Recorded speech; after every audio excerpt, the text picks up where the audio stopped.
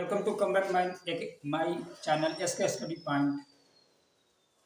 हाँ तो बच्चों, आपका मेरे चैनल में बहुत बड़ा स्वागत है और मुझे आशा नहीं पूर्ण विश्वास है कि आप मुझे आने वाले समय में लाइक और सब्सक्राइब करेंगे और आगे बढ़ाने की कोशिश करेंगे।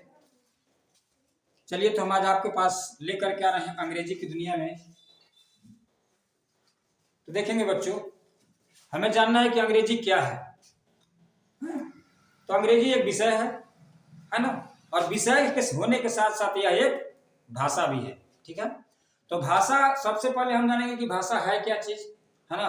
तो भाषा एक ऐसा माध्यम है जिसके द्वारा हम अपनी अभिव्यक्ति को, अपने विचारों को समझते हैं या प्रकट करते हैं। ठीक है, तो अंग्रेजी भी एक प्रकार की क्या हुई, भाषा हुई। अब कुछ ऐसी भाषाएं होती हैं जो हमारे क्षेत्र में बोली जाती हैं। सपोज दैट भोजपुर में जाइएगा तो भोजपुरी भाषा बोली जाएगी, मगध में जाइएगा मगही भाषा बोली जाएगी, पंजाब में जाइएगा पंजाबी भाषा हो जाएगी। तो ये जो भाषाएं हैं वो एक एरिया लेवल की होती है। एरिया लेवल का मतलब क्षेत्रीय भाषा जिसको कहते हैं। ठीक है, और कुछ ऐसी भाषाएं होती हैं जो हम अपने देश में, विदेश में या फिर out of the foreign country में भी बोल सकते हैं। तो ये अंग्रेजी भाषा एक ऐसी भाषा है जो हम अपने प्रांत में, देश में, और देश को छोड़ करके विदेशों में भी बोल सकते हैं। किसको? तो अंग्रेजी भाषा को। ठीक है, तो हम जानेंगे कि अंग्रेजी भाषा का परिचय क्या है, अंग्रेजी भाषा का डिफिनेशन क्या है। तो सबसे पहले हमें अंग्रेजी भाषा का डिफिनेशन जानना होगा। अभी हमने आपको बताया कि हमारे बिहार क्षेत्र में बहुत सारे ऐसे मतलब जगह मिलेंगे, उसमें आपको भाषाएं चेंज मिलेंगी। जैसे मगध में मगही लोग बोलते हैं, भोजपुर में भोजपुरी लोग बोलते हैं। ठीक है, तो आइए इसी बात पर थोड़ा सा एक बात मैं आपको बताना चाहूंगा, कहना चाहूंगा कि बोध गया में जाके देखो जहां विष्णु भगवान, बोध गया में जाके देखो जहां विष्णु भगवान, दुनिया आके माथा टेक के तिब्बत चीन जापान, जय मगही जय गान बिहारी मगा महान स्थान। ये 5 मैं इसलिए बोल रहा हूँ क्योंकि मेरी शिक्षा का जो स्तर है उसी क्षेत्र से हुआ है और बहुत ज्यादा प्यार और दुलार वहां के लोगों ने मुझे दिया, और आज मैं उन्हीं लोगों का देन है कि आज मैं इतना कुछ हूँ। तो चलिए देखते हैं हम अंग्रेजी का डिफिनेशन। अंग्रेजी का डिफिनेशन क्या है, देखिए हम आपके सामने लिखते हैं। डिफिनेशन का शॉर्ट में हिंदी होता है परिभाषा। क्या होता है? परिभाषा। ठीक है, परिभाषा। डिफिनेशन का हिंदी क्या होता है? परिभाषा। डिफिनेशन हो गया लॉन्ग, उसका हिंदी हो गया परिभाषा। तो परिभाषा क्या होगा इंग्लिश का, देखेंगे, हम लिखते हैं। English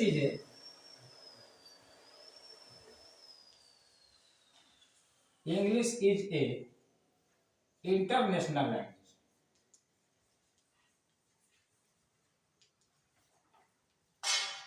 international language. English is a international language which speak any person get the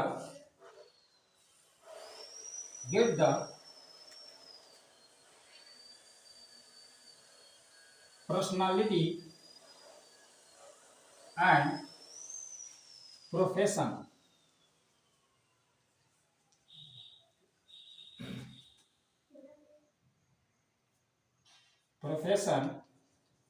personality and profession in society।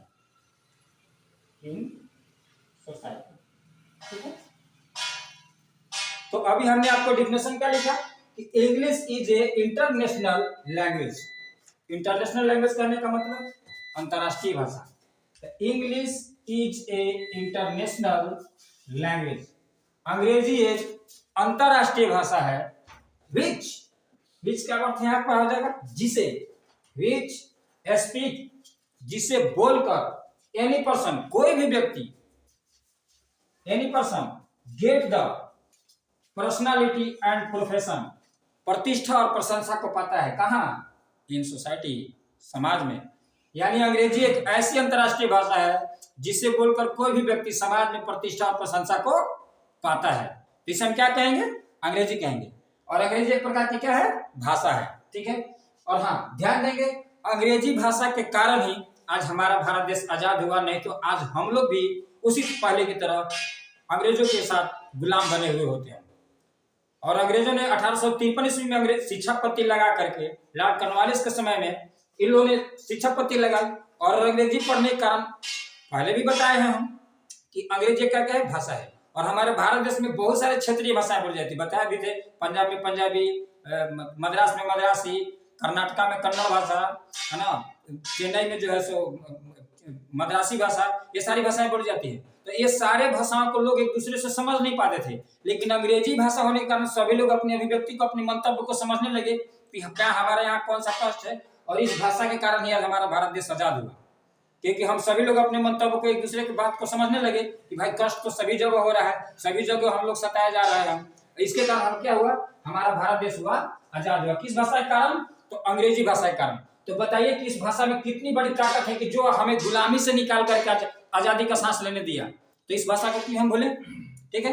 खैर, अपनी क्षेत्रीय भाषा बोलना बहुत जरूरी है, बोलना भी है, लेकिन कुछ ऐसी भाषाएं होती है जो हमें दूसरे की बातों को समझना जरूरी हो। मान लीजिए हम अमेरिका चले गए, शिक्षा का स्तर हमें पढ़ने के लिए अमेरिका भेजा गया, और अमेरिका जाकर के क्या हम भोजपुरी बोलेंगे तो लोग समझेंगे वहाँ? नहीं।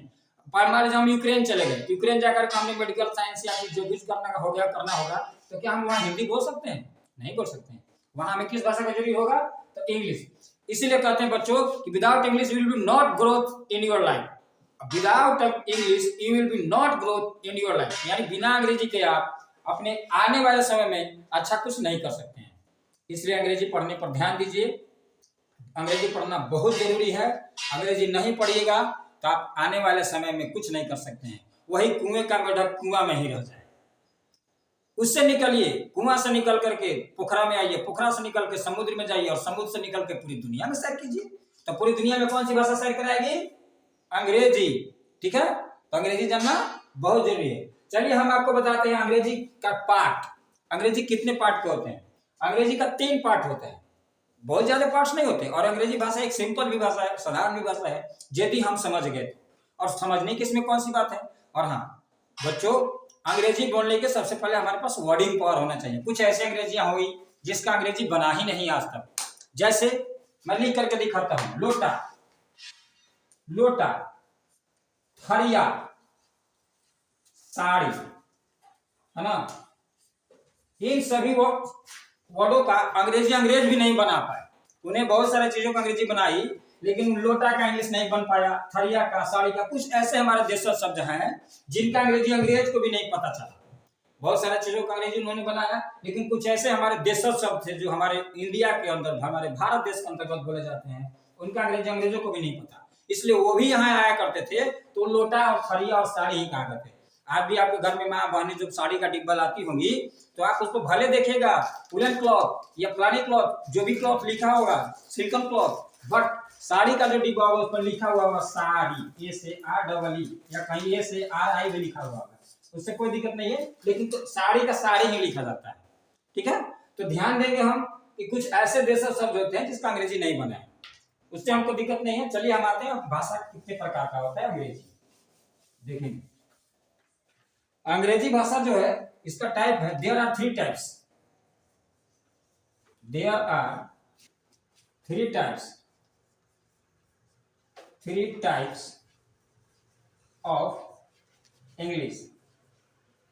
There are 3 types of English.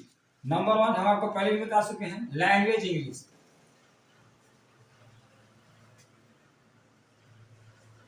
GENG, language English. दूसरा literature, literature English.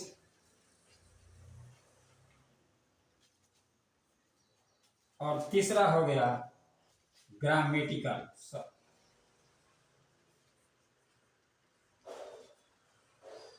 Grammatical English. देख लीजिए हमने आपको कितना पार्ट बताया, लैंग्वेज इंग्लिश, लिटरेचर इंग्लिश और ग्रामेटिकल इंग्लिश।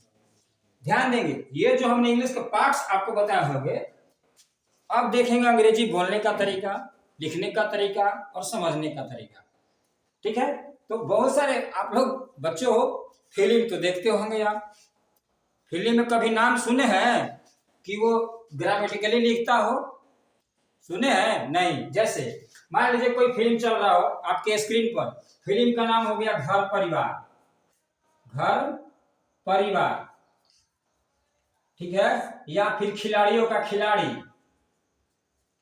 खिलाड़ियों का खिलाड़ी। अगर ग्रामेटिकली इसको देखा जाए तो घर का इंग्लिश हाउस होगा और परिवार का इंग्लिश फैमिली होगा। क्या वहां पर फिल्म का नाम में देखते हैं कि लिखा होगा हाउस एंड फैमिली? नहीं। कभी देखा होगा कि खिलाड़ियों का खिलाड़ी का player of player, player of play, तो कहने का मतलब क्या ऐसा लिखा हुआ है? नहीं, वहां पर सीधे लिखा हुआ है खिलाड़ी और खिलाड़ी। जैसे घर है तो इसको ऐसे लिखेगा, देखिए कैसे लिखेगा, मैं बता रहा हूं इसको मिटाने के बाद। देखिएगा, मान लीजिए है घर और ये हो गया परिवार, हो गया घर और परिवार, तो घर लिखेगा GHAR, घर, परिवार PARIVAR, ऐसे लिखेगा। तो इसको हम लोग क्या बोलेंगे? लैंग्वेज, यानी ये भाषा के रूप में लिखेगा, इसको हम लोग बोलेंगे लैंग्वेज इंग्लिश। और दूसरा देखेंगे लिटरेचर इंग्लिश का, थोड़ा सा मतलब एक्सप्लेन करता हूं। लिटरेचर इंग्लिश जो होता है, आप लोग कभी कमेंट्री सुना होगा, मैच देखा होगा, फुटबॉल देखे होंगे, हॉकी देखे होंगे, या फिर शतरंज देखे होंगे, बहुत सारे चेस देखे होंगे। उसमें जो लिटरेचर का इंग्लिश में लिटरेचर इंग्लिश का प्रयोग किया जाता है, यानी उसमें जो कुछ भी बोला जाता है एकदम line by line, line by line. जैसे the batsman hit the ball, ball was going on the out of the boundary, फॉरन बोलते हैं, कमेंटर्स लोग बोलते हैं। तो वो जो लिटरेचर इंग्लिश होता है, वो उसमें कोई ग्रामेटिकली वर्ब या सब्जेक्ट कहाँ लगा, किस तरह से लगा, कुछ नहीं, डायरेक्टली बोला जाता है। और सबसे टफ इंग्लिश जो होता है कौन सा होता है? ग्रामेटिकली। और यह ग्रामेटिकली इंग्लिश जो होता है बहुत टफ होता है। इसे बोलने के लिए हमें बहुत सारी चीजों का ध्यान देना होता है, कब हम कहाँ कैसे बोलेंगे, किस तरह से बोलेंगे, तब ये ग्रामेटिकल इंग्लिश सही होगा। और ध्यान दीजिएगा, हमारे भारत देश के इतिहास में आज तक हमारे देश आजाद हुए 70 वर्ष के करीब हो गया, लेकिन इस ग्रामेटिकल इंग्लिश में कितने भी नेता हुए, लेकिन ग्रामेटिकल इंग्लिश में उन्होंने भाषण नहीं दिया। तो जब भी भाषण देते हैं तो किस इंग्लिश में? लिटरेचर में बोलते हैं। ग्रामेटिकली में कोई नहीं बोल पाया। ग्रामेटिकल इंग्लिश में भाषण सिर्फ एक ही प्रधानमंत्री दिए थे, वो भी बहुत ज्यादा देर तक नहीं बोल पाए थे, मात्र 13 मिनट ही बोले थे। वो थे हमारे अटल बिहारी वाजपेयी जी, जो आज हमारे भारत देश को बहुत सारे सेवा दे करके इस दुनिया में नहीं है। मैं सबसे बार नमन करता हूं उनको कि उन्होंने ग्रामेटिकली इंग्लिश में ऐसा मतलब भाषण दिया था। चलिए, आज आ ही गए हम अंग्रेजी के दुनिया में, तो इसमें हम थोड़ा सा कुछ बता देते हैं बच्चों को, है ना। आज ये हम आपको अंग्रेजी का परिचय दिए हैं।